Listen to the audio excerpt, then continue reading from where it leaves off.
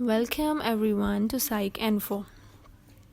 Today we are going to discuss about the traits of successful therapy and counseling. आज हम ये discuss करेंगे कि एक काउंसलिंग सेशन में या थेरेपी के सेशन में कौन सी ऐसी ट्रेट्स और स्किल्स हैं जो कि काउंसलर में होना बहुत ज़रूरी होती हैं. काउंसलिंग या थेरेपी सेशन में हमारे पास दो तरह के लोग इन्वॉल्व होते हैं, जो कि फ़र्स्ट इज़ काउंसलर और सेकंड इज़ काउंसली. काउंसलर वो शख्स होता है जो आपको थेरेपी या काउंसलिंग सेशन प्रोवाइड करता है, और काउंसली वो शख्स होता है जिसको हम क्लाइंट भी कहते हैं, जो आपसे थेरेपी या काउंसलिंग सेशन लेने के लिए आता है. देन एक काउंसलर का एम्फेसिस काउंसलिंग सेशन में 3 चीज़ों के ऊपर बेस्ड करता है: इमोशंस, बिहेवियर और थॉट्स. और वो एक थ्योरेटिकल अप्रोच यूज़ करता है ड्यूरिंग द थेरेपी और द काउंसलिंग सेशन में. और अगर काउंसलर को इस चीज़ की नीड फील हो रही है कि वो किसी और टेक्निक को यूज़ करना चाह रहा है, किसी और थ्योरेटिकल बैकग्राउंड से या थ्योरेटिकल अप्रोच में से या थ्योरी में से, तो उसको हम इक्लेक्टिक अप्रोच कहते हैं. Based on the symptoms of the client, जो काउंसलर या साइकोथेरेपिस्ट होगा वो किसी और थ्योरी में से कोई टेक्निक उठा के अपने क्लाइंट के लिए यूज़ करेगा, तो उसको हम इक्लेक्टिक अप्रोच कहते हैं. फिर हमारे पास जो साइको एनालिसिस, यूंग और एल्डर की जो साइकोलॉजी है और थ्योरेटिकल ओरिएंटेशंस है, वो ज़्यादा एम्फेसाइज करती हैं बैकग्राउंड के ऊपर. Emotion based theoretical approaches are Rogerian और existential psychology and gestalt therapy. हमारे पास जो रॉजर्स की और एग्जिस्टेंशियल साइकोलॉजी और गेस्टॉल्ट थेरेपी है, वो बेस्ड करती है इमोशंस के ऊपर. Then cognitive therapy and rational emotive behavioural therapy focuses on thoughts. हमारे पास ये जो दो थ्योरीज हैं, cognitive therapy and rational emotive behavioural therapy, वो क्लाइंट के थॉट्स के ऊपर फोकस करती है ज़्यादा. इसके अलावा हमारे पास जो dialectic behavioural therapy, acceptance and commitment therapy है और सोल्यूशन फोकस्ड ब्रीफ थेरेपी है, वो क्लाइंट के थॉट्स और बिहेवियर्स के ऊपर फोकस करती है. The first and the most important thing in the counseling session is therapeutic alliance. ये सबसे ज़्यादा ज़रूरी है कि जब आपका क्लाइंट आपके पास फर्स्ट मीटिंग में आता है, तो आपका और आपके क्लाइंट के साथ आपका बॉन्ड कैसे होता है. As we all know that, or we have heard about it, that first impression is the last impression, और the first meeting के ऊपर ही क्लाइंट ये डिसाइड करता है कि उसने आपके साथ नेक्स्ट सेशन लेना है कि नहीं लेना. थेरेप्यूटिक अलायंस हम उस चीज़ को कहते हैं जहाँ पे हम अपने क्लाइंट के साथ गोल्स सेट करते हैं, उसको टास्क देते हैं क्लाइंट को, और उसको बेस्ड ऑन हिज और हर सिम्टम्स हम ये डिसाइड करते हैं कि हमने कौन सी थेरेप्यूटिक अप्रोच यूज़ करनी है. Then emotional bonding is very important, which means that the respect for the emotions of the client. एक काउंसलर के ये बहुत ज़्यादा ज़रूरी है कि वो क्लाइंट के इमोशंस की बहुत ज़्यादा रिस्पेक्ट करे. फर्स्ट सेशन हमारे लिए रेपो बिल्डिंग के लिए बहुत ज़्यादा इम्पॉर्टेंट होता है.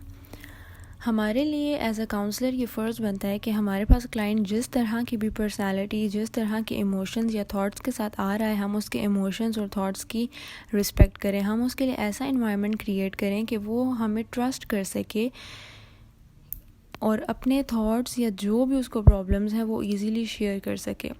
On the basis of the first session ही क्लाइंट ये डिसाइड करता है, on the basis of the environment you provide to him और हर, कि उसको नेक्स्ट सेशन के लिए आपको ट्रस्ट करना है कि नहीं करना. The first important process of the counselling session is psycho education. Psycho education एक प्रोसेस है जिसमें हम अपने क्लाइंट को इन्फॉर्मेशन प्रोवाइड करते हैं regarding the mental health condition. The mental health condition obviously वो कंडीशन होती है जिसमें हम अपनी डेली एक्टिविटीज़ को प्रॉपरली फुलफ़िल नहीं कर सकते. When people understand the mental health conditions, the benefits of specific treatments and research supporting coping techniques, they develop an internal locus of control to work toward mental and emotional well-being. जब हम अपने client को education provide करते हैं regarding the mental health condition और हम उनको ये बताते हैं कि स्पेसिफिक ट्रीटमेंट्स या थेरेपी कोपिंग टेक्निक्स उनको किस तरह से फ़ायदा पहुंचा सकते हैं, तो उनका इंटरनल लोकस ऑफ कंट्रोल जो होता है वो इंक्रीज़ हो जाता है। इंटरनल लोकस ऑफ कंट्रोल ये होता है कि क्लाइंट को समझ में आ जाने लगता है कि जो भी प्रॉब्लम्स उनके साथ हो रही हैं वो इंटरनल प्रोसेसेस की वजह से या उनके अपने थॉट्स की वजह से हो रही हैं, not because of the external environments or something else. Behaviour change एक बहुत इम्पॉर्टेंट और क्रिटिकल कंपोनेंट है हमारे काउंसलिंग प्रोसेस का। काउंसलर के लिए बहुत ज़्यादा ज़रूरी है कि आप बिहेवियर चेंज के लिए डिफरेंट थ्योरेटिकल अप्रोचेस जैसे कि कॉग्निटिव बिहेवियरल थेरेपी और द पर्सन सेंटर्ड थेरेपी और साइको एनालिसिस यूज़ करें। The second thing is consciousness raising. Consciousness raising great starting point है हमारे काउंसलिंग सेशन का या क्लाइंट्स के लिए, जहाँ पर उनको ये बताया जाता है कि उनके एक्शंस और एटीट्यूड्स कैसे इन्फ्लुएंस करते हैं इमोशंस और उनकी मेंटल हेल्थ को, जिसके लिए हम वर्कशीट की जो एक्टिविटी है वो बहुत ज़्यादा इफ़ेक्टिव है इन द कॉन्शियसनेस रेजिंग और वो हम अपने क्लाइंट के साथ एज अ टास्क यूज़ कर सकते हैं। Another effective way to create behaviour change is self reevaluation. एक बहुत इम्पॉर्टेंट टेक्निक और बहुत इम्पॉर्टेंट टास्क जो कि क्लाइंट के लिए इम्पॉर्टेंट है इज़ सेल्फ री एवेलुएशन, जिसमें हम क्लाइंट के कोर बिलीव्स को एग्ज़ामिन करते हैं। कौन से ऐसे कोर बिलीव्स हैं जो कि क्लाइंट के लिए नेगेटिव हैं और वो नेगेटिवली इम्पैक्ट कर रहे हैं उनकी मेंटल हेल्थ को।